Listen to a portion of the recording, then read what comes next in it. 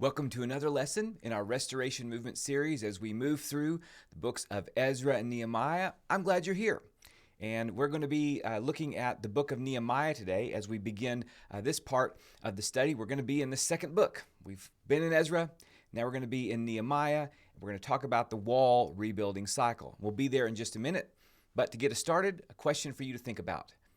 Is there a time when you've had to make a strange or awkwardly direct request of someone? Or we might flip that around. Is there a time when someone has had to make one of those kinds of requests to you? We're going to see Nehemiah doing that today. Let's see where we are in the cycle. Here's our overview of Ezra-Nehemiah again from the Bible Project. We've looked at the temple rebuilding cycle for the first part of Ezra. We looked at the temple rebuilding cycle in the first part of Ezra. We looked at the Torah rebuilding cycle in the second part of Ezra. Now that we're in Nehemiah, we are at the first stage of the wall rebuilding cycle. And you know that the cycle involves a mission to return and rebuild something, whether it's the temple or the Torah, now the wall, and then some opposition and some resolution to that. So we're at the first stage of that wall rebuilding cycle. Just a note on the timeline, we left Ezra in the first part of the year 457 as the investigations wrapped up into the marriages with foreign women. And now we're about 12 years later. We're in the 20th year of King Artaxerxes. That's where Nehemiah picks up his narrative. Ezra's been off the scene, and in fact, we won't hear from Ezra until about halfway through the book of Nehemiah when we get to chapter 8. But for now, we are about 20 years later.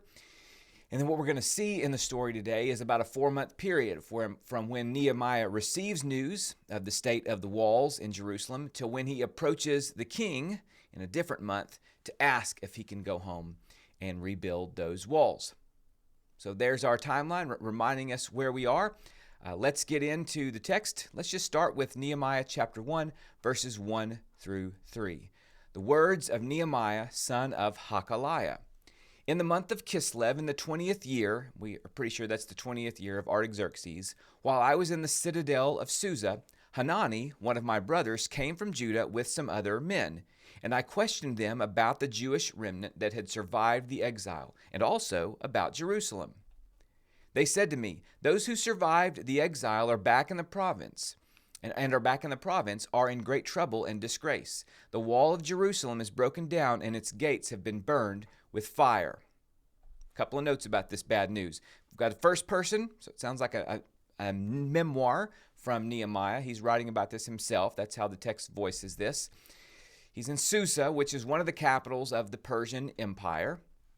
And again, the year is 445, about 12 years after we left Ezra.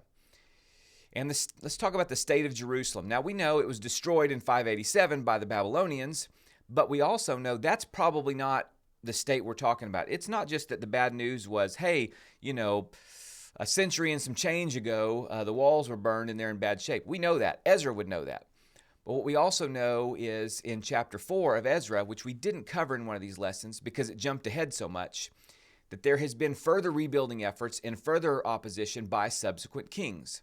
So Ezra might have dealt with certain kings, right? But later on, we know that Xerxes, Ezra 4:6, and Artaxerxes, Ezra 4:7 and following, have stopped some rebuilding progress. And you probably know this, that sometimes a restarted process that then stops looks worse than if you'd never started in the first place. So what we think has happened is we know that Artaxerxes has stopped a rebuilding project at some point. Probably he stopped it after Ezra's time. So I know that's a lot of dates, but to think about this, probably they've been in bad shape since a stop order was issued, probably after Ezra's time, so after 458, and between 445 when this comes to Nehemiah. Here's why this matters. Nehemiah is not asking some abstract request of a king who has no idea what's going on in Jerusalem. Nehemiah is going to have to ask Artaxerxes to countermand his own order to stop work that would have happened in the last decade or so. It's a tricky, risky ask. What does Nehemiah do when he receives this news? He sits and he weeps and he mourns and he fasts. That sequence might seem familiar. It's exactly what Ezra does when he receives the news of the Torah breaking from others in his time. Nehemiah does the same thing. That sequence seems to be important in these books. Let's move on to the content of Nehemiah's prayer once he learns this, beginning in Nehemiah 1:4. When I heard these things, I sat down and wept. For some days I mourned and fasted and prayed before the God of heaven. Then I said, Lord, the God of heaven, the great and awesome God who keeps his covenant of love with those who love him and keep his commandments, let your ear be attentive and your eyes be open to hear the prayer your servant is praying before you day and night for your servants, the people of Israel. I confess the sins we Israelites, including myself and my father's family, have committed against you. We have acted very wickedly toward you. We have not obeyed the commands, decrees, and laws you gave your servant Moses. Remember the instruction you gave your servant Moses, saying, If you are unfaithful, I will scatter you among the nations. But if you return to me and obey my commands, then even if your exiled people are at the farthest horizon, I will gather them from there and bring them to the place I have chosen as a dwelling for my name. They are your servants and your people, whom you redeemed by your great strength and your mighty hand. Lord, let your ear be attentive to the prayer of this your servant and to the prayer of your servants who delight in revering your name. Give your servant success today by granting him favor in the presence of this man. I was cupbearer to the king. So let's process this prayer a little bit. Nehemiah begins by acknowledging God's faithfulness, and he asks God to pay attention. He confesses corporate sin, both from present others and from ancestors in the past. He requests that the Lord would give him, he uses the word servant, favor. And he ends with this little note, he is cupbearer. Now, this is not just the person who, hands the goblet to the king. He is in charge of tasting the wine and making sure the king is not poisoned. He's going to be in the king's living room and bedroom. He is an attendant. You might think body man. So not so much like foreign policy advisor, but in some ways even closer to that. He's with the king when he's off duty. And so he's going to have an important role. He has followed the instructions of Jeremiah to those in Babylon. He's flourished now. He's found an important role with the Persian king. So we might even think about his motivation to go back and do this because he's doing pretty well. And so we certainly don't want to minimize the great risk and sacrifice Nehemiah is going to make by asking to go home. He's got an important role, and he could probably stay in it and do pretty well. So that is chapter 1, the news Nehemiah receives and his response to it in prayer. Now, we've looked at prayer. Let's look at his actions. This is Nehemiah chapter 2. Let's read this together. In the month of Nisan, in the 20th year of King Artaxerxes, when wine was brought for him, I took the wine and gave it to the king. I had not been sad in his presence before, so the king asked me, Why does your face look so sad when you were not ill? This can be nothing but sadness of heart. I was very much afraid, but I said to the king, May the king live forever. Why should my face not look sad when the city where my ancestors are buried lies in ruins and its gates have been destroyed by fire? The king said to me, What is it you want? Then I prayed to the God of heaven, and I answered the king, If it pleases the king, and if your servant has found favor in his sight, let him send me to the city in Judah where my ancestors are buried so that I can rebuild it. Then the king, with the queen sitting beside him, asked me, How long will your journey take, and when will you get back? It pleased the king to send me, so I set a time. I also said to him, If it pleases the king, may I have letters to the governors of Trans-Euphrates, so that they will provide me safe conduct until I arrive in Judah. And may I have a letter to Asaph, keeper of the royal park, so he will give me timber to make beams for the gates of the citadel by the temple, and for the city wall, and for the residence I will occupy. And because the gracious hand of my God was on me, the king granted my requests. So I went to the governors of Trans-Euphrates and gave them the king's letters. Then the king had also sent army officers and cavalry with me. When Sanballat the Horonite and Tobiah the Ammonite official heard about this, they were very much disturbed that someone had come to promote the welfare of the Israelites. I went to Jerusalem And after staying there 3 days, I set out during the night with a few others. I had not told anyone what my God had put in my heart to do for Jerusalem. There were no mounts with me except the one I was riding on. By night I went through the valley gate toward the jackal well and the dung gate, examining the walls of Jerusalem, which had been broken down, and its gates, which had been destroyed by fire. Then I moved on toward the fountain gate and the king's pool, but there was not enough room for my mount to get through, so I went up the valley by night, examining the wall. Finally, I turned back and re-entered through the valley gate. The officials did not know where I had gone or what I was doing, because as yet I had said nothing to the Jews or the priests or nobles or officials or any others who would be doing the work. Then I said to them, "You see the trouble we are in. Jerusalem lies in ruins, and its gates have been burned with fire. Come, let us rebuild the wall of Jerusalem, and we will no longer be in disgrace." I also told them about the gracious hand of my God on me and what the king had said to me. They replied, "Let us start rebuilding." So they began this good work. All right, lots of details to talk about there. Let's process chapter 2. What do Nehemiah's actions include? Well, first, there's a 4-month delay between hearing the news and approaching the king.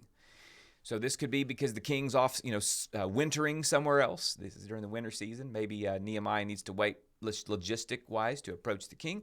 Maybe he's got to wait till the king's in a good mood. You know all the complexities of asking an important thing and waiting for that right timing. Then the king notices that Nehemiah is sad. Now we might think, well, what an empathetic king. He notices that his servant is sad and wants to fix it. Maybe. We also know from the book of Esther, which talks about King Xerxes, that the kings expected their servants to be happy. These Persian kings did. And so if they weren't, that needed to be fixed. They wanted all their attendants to be cheerful. Can't have the king be dragged down by a grumpy attendants. So I think that's probably what's going on here. And this is a delicate issue. We've already talked about this. Artaxerxes himself previously stopped work. But when you read the proclamation in Ezra 4:21, it says, work is to be stopped, and the city will not be rebuilt until I so order. So there is an out clause, and Nehemiah might be banking on that, whether he knows about that clause or not. But yeah, there is a little out that says, I can, the king, I can order the rebuilding to start. And so, it's not stopped forever. It's stopped until I say so. And Nehemiah is hoping that now he will say so. I also want you to notice how many times Nehemiah refers to where he wants to go without using the word Jerusalem. He'll talk about the city of my ancestors, or he'll say that city in Judah.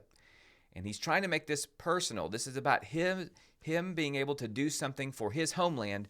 And he's going to avoid using the word Jerusalem because maybe that's kind of a trigger for the king. I don't think he's trying to fool the king. It's just, hey, maybe we could word this differently, and that might be a more effective approach. Seems to work. Because the king says, what do you want? And Nehemiah, before he answers, he prays. I want you to notice that in verse 5. I prayed and then answered. That's fascinating how large a role prayer plays for Nehemiah here. He prays when he hears the bad news. He's going to pray again before he answers, even though this is the question I think he's been hoping for. He wants the king to say, what do you want? And instead of going, well, I've got a list here, and here are the things I want. I've been thinking about this. He prays again. It's almost like this, Lord, give me strength kind of prayer. I'm about to make a very difficult request. And here's what he says. Well, I want to go home and rebuild. I'd also like some letters of safe passage because it's going to be treacherous getting there. And these people don't know me. I've never lived there. I'm one of them, but they don't know me. Maybe they know my brother, but they don't know me. And he asks for, he doesn't ask for, but he receives a security detail. I think that's fascinating too.